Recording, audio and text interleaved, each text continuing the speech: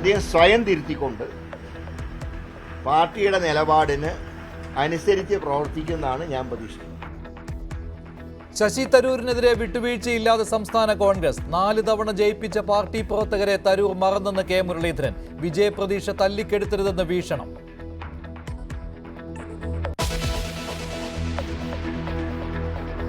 യുവനടിയെ പീഡിപ്പിച്ചെന്ന കേസിൽ നടൻ സിദ്ദിഖ് കുറ്റക്കാരനെന്ന് പോലീസ്. ഹോട്ടലിലേക്ക് വിളിച്ചു വരുത്തിയത് ദുരുദ്ദേശത്തോടെ. കുറ്റപത്രം ഉടൻ കോടതിയിൽ നൽകും.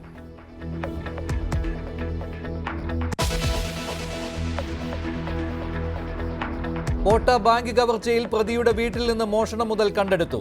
12 ലക്ഷം കിട്ടിയത് പ്രതിയുമായി പോലീസ് നടത്തിയ തെളിവെടുപ്പിൽ. വസ്ത്രങ്ങളും കത്തിയും വീട്ടിൽ നിന്ന് കിട്ടി. ബാങ്കിൽ തെളിവെടുത്തു.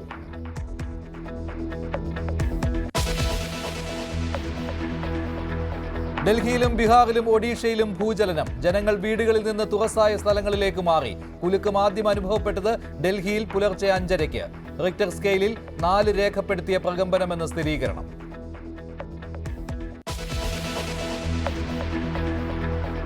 ഇന്ത്യൻ ഓവർസീസ് ബാങ്ക് മേലുദ്യോഗസ്ഥർക്കെതിരെ ജാതി അധിക്ഷേപത്തിന് കേസ്. അസിസ്റ്റന്റ് മാനേജറുടെ പരാതിയിൽ Kochi regional office DGM, AGM എന്നിവർ പ്രതികൾ. ഭീഷണിപ്പെടുത്തി പരാതി പിൻവലിപ്പിച്ചെന്നും ജീവനക്കാരൻ.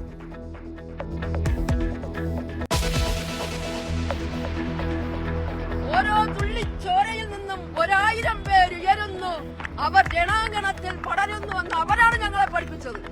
അപ്പോൾ ഞങ്ങൾ വിടുന്ന ഓരോ തുള്ളി കണ്ണുനീരും ആർക്ക് ശാപമായി തീരാതിരിക്കാൻ ഞങ്ങളുടെ ആവശ്യം അവർ അംഗീകരിച്ച് അതിനെ അവർ രേഖയാക്കി ഞങ്ങൾക്ക് തന്നേ പറ്റൂ.